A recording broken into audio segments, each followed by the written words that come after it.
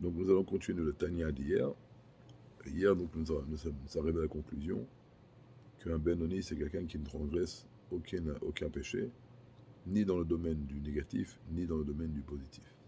Ça veut dire qu'il ne va pas transgresser aucune mitzvah négative, et il ne va pas passer outre aucune mitzvah positive. Mais cela vient a priori euh, mettre une grande question, parce que dans le Talmud et dans plusieurs endroits, il est écrit clair que celui qui a moitié-moitié est appelé un Benoni, et celui qui a la majeure partie de bonnes actions et une minorité de mauvaises actions est appelé un tzaddik. Alors, comment l'Admorazaken peut dire de telles choses?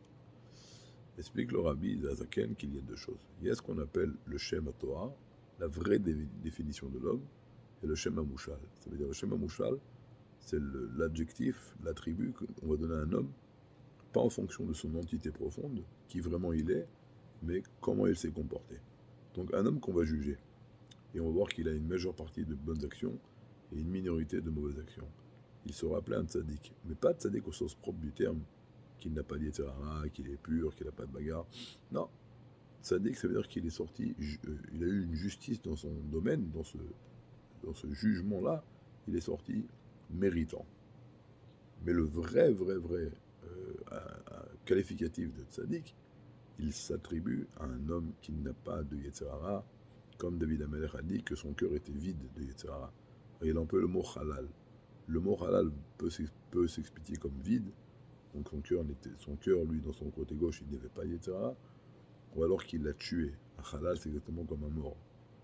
Il y a une étape plus profonde, c'est comme le Avraham Avinu, que lui, il a transformé son Yetzirah en Yetzer Tov. En tous les cas, ça c'est les tzadikim. Et la preuve, c'est que dans la Gemara, où c'est écrit qu'un homme qui a la majeure partie de mitzvot et la minorité de péché est appelé un tzadik, dans cette même Gemara, c'est écrit, dans une autre Gemara, c'est écrit que Dieu a vu que les tzadikim étaient mamash en minorité, donc il les a éparpillés dans chaque génération. A priori, les tzadikim qui font la majeure partie de mitzvot et une minorité d'avérot, il y en a plein, des milliers. Parce qu'on parle d'un tzadik ici au sens propre du terme.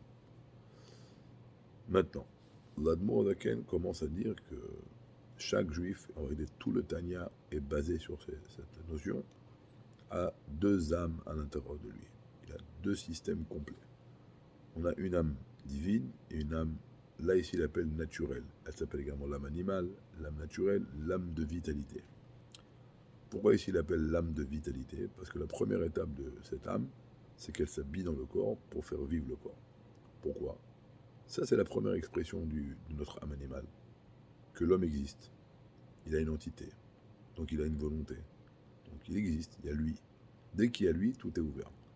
Ça, c'est la première façon dont le Yetzirah, notre âme animale, va venir s'exprimer chez nous. Maintenant, il dit que cette âme-là, elle vient de la Klipat Noga, une chose qu'on expliquera dans le Père Excès du Tanya. Ce n'est pas une chose impure, ce n'est pas une chose qui est pure, ce n'est pas sain.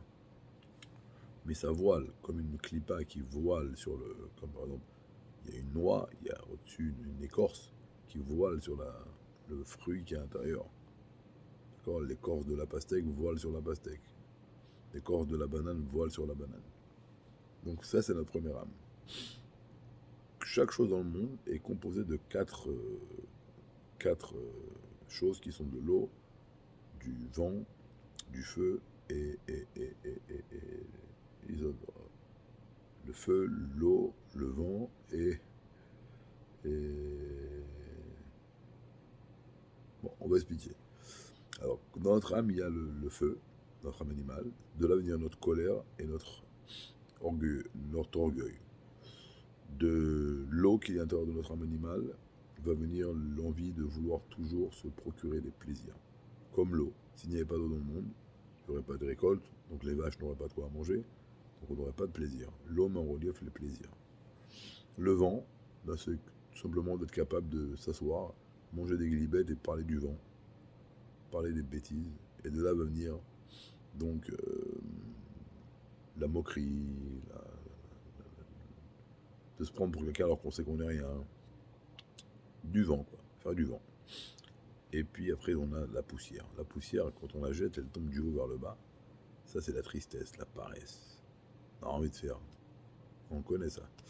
Alors, ça, c'est notre âme animale. Maintenant, notre âme animale, comme elle est la Klipat Noga, elle a également du bien à l'intérieur d'elle. De là vient qu'un homme, quand il est né, de par son âme animale, il a également deux qualificatifs, deux attributs. Il est bon et il est euh, oh, il est Gom el Chesed et il est euh, attendez, non, on va pas. C'est bizarre qu'on ait des trucs comme ça. Et il dit c'est moi 2 secondes.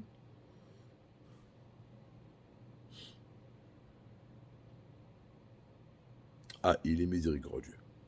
Miséricordieux. Alors le rabbi pose une question, il dit, il a écrit aussi qu'on est baïchanim, qu'on est des gens qui ont honte de notre nature. Alors le rabbi dit non. Parce que dans la Gemara, c'est écrit qu'on est le peuple le plus audacieux. Dans Yebamot.